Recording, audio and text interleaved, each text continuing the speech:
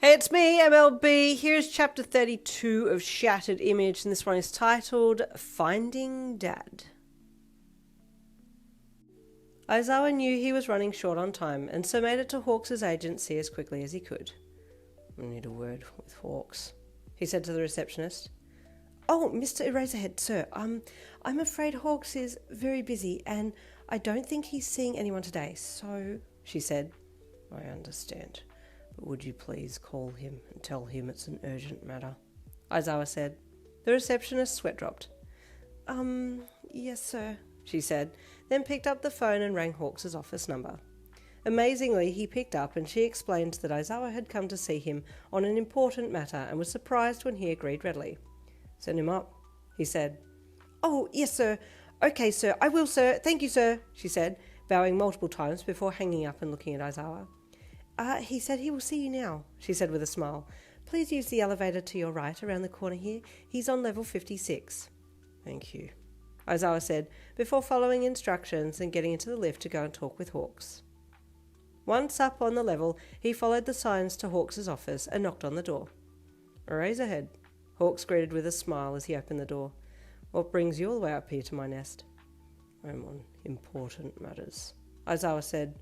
I'm trying to find someone, but it's proving far more difficult than I imagined, he said with annoyance. Time is money, and I'm low on both. Who are you trying to find? Hawks asked as he strolled back over to his desk and sat down. Someone who doesn't exist, Aizawa said. It's a bit of a tricky one, isn't it? Hawks chuckled. I figured if anyone could find this person, you could, Aizawa said. Well, the flattery is helping your case greatly, Hawks said with a chuckle and a smirk. You got any information on this person? A birth date and a name, but the birth date doesn't match any of the names, so unless I have the wrong birth date, or the wrong name, Aizawa said, bottom line is this person doesn't want to be found. I'm intrigued, Hawk said as he leaned forwards and rested his elbows on the desk. Can you give me a bit of background? How do I shorten this story? Aizawa sighed with annoyance. I feel like I've already spoken more today than what's necessary. Start from the top, Hawk said with a smirk. I like a good backstory. Long story short, I have a student in my care with a rather rogue quirk. She has the ability to make a psychological mirror maze in the minds of her victims, and they cannot get out of it without her deactivating. The longer that they're in there, the more they're likely to go insane. Aizawa said. Fascinating. Haven't heard that one before, Hawk said with interest. She's a volatile person, and often finds herself getting into fights that she either searched for or has found herself in, Aizawa added, but knows nothing about her quirk. Her father has the same quirk, and her mother is quirkless. Father refuses to talk about the quirk, so she knows nothing about it. I've been trying to find her father in the quirk database, but so far no luck. I've never met him, so I don't know what he looks like. I'm more acquainted with her mother, who works at the local diner. And this is all so you can explain her quirk to her? Hawks asked. No. She got into trouble a few nights back and quirked 5 guys. 1 fatality, 1 badly injured, and 3 others more or less brain damaged from quirk assault. The 4 surviving victims are now seeking compensation, and it's looking like jail time for her, amongst other things. Aizawa said, Yeah, yikes, heavy. Hawks replied, She's 16.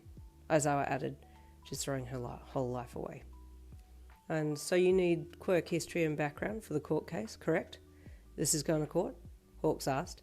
Correct, but I can't find anything about the family history. It's hidden, or it's not in the database. Aizawa said. Or it's on the villain database, Hawks added as he stood up. Okay, you got me. I'm interested. Do you know where Yin lives? Might need to pay her dad a visit. Yes, I do. Let me give you all the information I have, Aizawa said as he pulled a paper folder from inside his coat.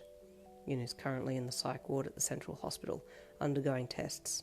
I have a feeling she might have some type of mental health instability due to her quirk, and we're gathering information now to use. If it does come back that she has some instability, this will be good, as we can plead insanity and can have her sentence greatly reduced or dropped altogether. But again, if we have family history to back this up also, it will be good.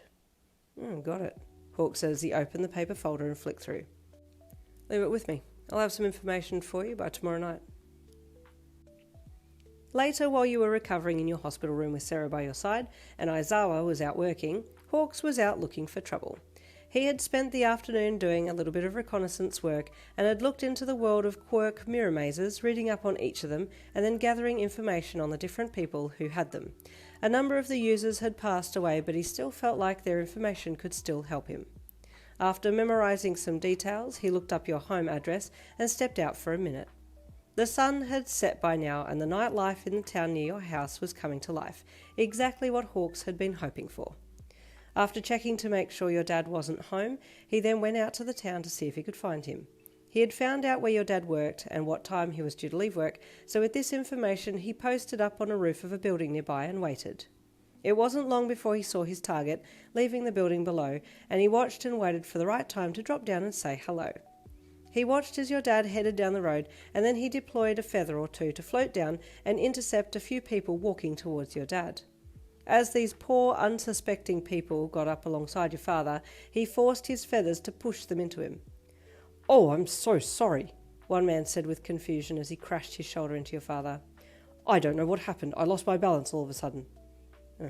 "Not to worry," your father replied, and the pair parted ways and kept on their intended course. Hawks watched on with amusement and then used a lady as his next target, tripping her slightly with another of his feathers so that she fell into your father. "Oh my goodness, please excuse me," she gasped as she crashed into him. "Are you all right?" your dad asked, grabbing onto her. "Yes, I'm fine, I'm so sorry," she apologised again, but your dad was gracious and helped her right herself, and they parted ways and kept going. Hawks smirked to himself and then waited for the next unsuspecting victim to come past your father, coming up behind this time and going to pass your dad, but he was suddenly pushed into your father by Hawks's feather and ended up making your dad stumble forwards. "Oh, heavens," he grunted. "Sir, I apologise," he said to your dad. "Be careful," your dad snapped back at him, turning to give him a solid glare. Hawks smirked to himself again and kept watching, but still your dad had kept his cool as much as he possibly could. The final straw was an unsuspecting biker who was heading past your father but ended up crashing into him, bringing both men down at once, and your father exploded. "What is wrong with you people?" he snapped. "Could you all watch where you're going? This is ridiculous." "Well, what about you?" the guy on the bike snapped as he pulled himself up. "You just stepped right into my path. Hardly a smart move." "I didn't step into your path, you ingrate," your dad exploded. "Of all the gall." "Well, next time make sure you don't step outside your own house. You're a menace to society," the man snapped as he picked his bike up and then carried on down the road, leaving your dad standing there fuming. "I'm surprised you didn't use your quirk," the voice of Hawks suddenly said from behind your father. "Any reason for that?"